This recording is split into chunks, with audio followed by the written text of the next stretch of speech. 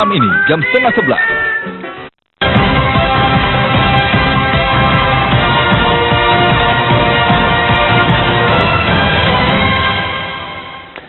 Kita lanjutkan breaking news pasca penangkapan Kepala SKK Migas Rudi Rubiandini dini hari tadi. Kembali ke Firdaus Ilyas dari ICW. Kalau tadi Mas Firdaus mengatakan bahwa sejak Undang-Undang Migas 2001 itu ternyata masih belum membawa perubahan berarti ya, 10 tahun lebih berjalan. Kalau dari ICW sendiri apa catatan-catatan yang sudah disampaikan atau masukan-masukan yang sudah sempat disampaikan ke KPK?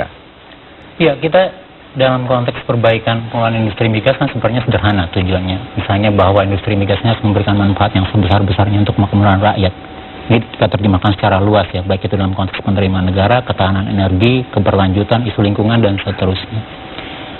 Di dalam konteks yang pertama misalnya, kita lihat ICW pernah melakukan kajian, artinya kajian akademik ya, berbasis laporan keuangan dan segala macam misalnya. Kita lihat misalnya dari, ya terutama periode transisi dari Pertamina ke BP Migas.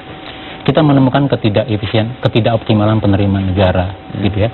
Catatan misalnya dari tahun 2000 sampai 2008 saja, kalau kita bicara skema pembagian production sharing kontrak untuk industri migas misalnya, kita menemukan dugaan potensi penerimaan itu hampir 200 triliun. Penerimaan yang seharusnya menjadi masuk ke penerimaan negara, tetapi tidak masuk begitu ya, karena berbagai hal. Baik itu pertama misalnya dalam mekanisme pencatatan produksi yang tidak betul, penentuan harga yang tidak bermasalah lebih rendah dari harga pasar, begitu.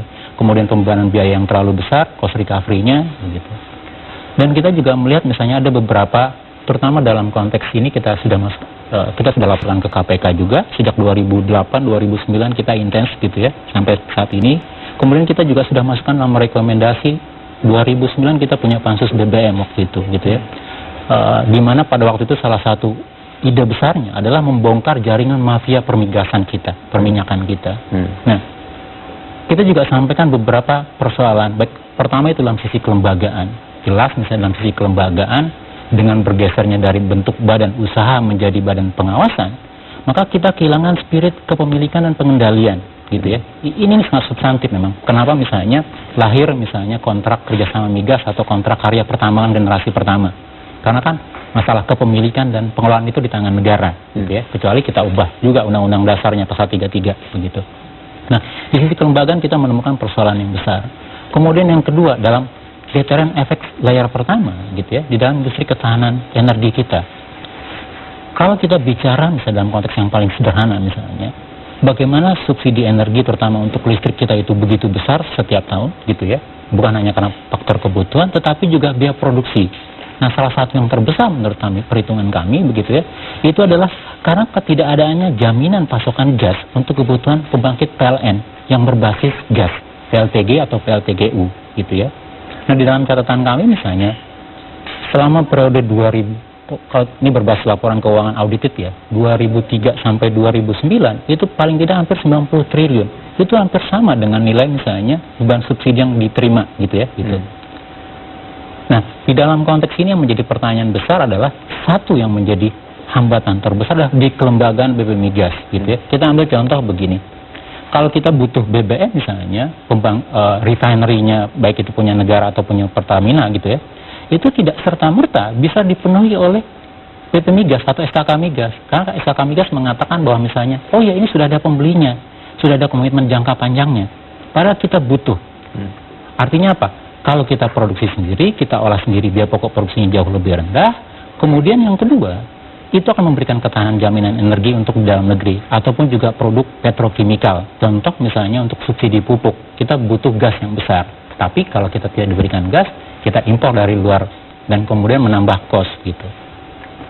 Itu kalau kita lihat dalam konteks ekonomi besar ya. Baik. Nah, yang kedua memang saya pikir ini jadi momentum. Artinya gini, sejak keluarnya keputusan MK untuk memperbaiki tata kelola badan pengelolaan industri migas kita, kan salah satu yang disyaratkan oleh MK adalah bahwa harus dibentuk badan pengelola yang sesuai dengan spirit dan mandatnya. Artinya Undang-Undang Dasar pasal 33 gitu, sampai ke level pengusahaannya. Nah, tetapi yang dilakukan oleh pemerintah sekarang gitu ya, pemerintah hanya membuat kelembagaan ad hoc dalam bentuk SKK. Walaupun dikatakan misalnya salah satu prasyarat utama adalah melakukan revisi terkait Undang-Undang Migas. Nah, saya pikir dalam konteks ini antara eksekutif pemerintah dan DPR gitu ya, harus segera melakukan revisi undang-undang migas dalam konteks tadi menyelesaikan persoalan-persoalan baik itu dari sisi hulu ataupun juga dalam sisi hilirnya. Baik. Kita masih terus menantikan perkembangan terkini dari sejumlah tempat ESDM dan juga KPK, dan bicara KPK kita akan perdengarkan lagi, kita akan putarkan lagi pernyataan dari juru bicara KPK Johan Budi dalam konferensi persnya yang kami rekam beberapa waktu yang lalu. Pemberitaan ada beberapa informasi yang saya kira perlu diluruskan. Jadi nanti setelah selesai proses pemeriksaan akan ada press conference resmi dari KPK. Tapi yang bisa saya sampaikan bahwa memang benar KPK penyidik malam sekitar pukul 20 di rumah R. Ini adalah pemberitaan. Ada beberapa informasi yang saya kira perlu diluruskan. Jadi nanti setelah selesai proses pemeriksaan akan ada press conference resmi dari KPK. Tapi yang bisa saya sampaikan bahwa memang benar penyidik KPK melakukan tangkap tangan semalam ya, sekitar pukul 22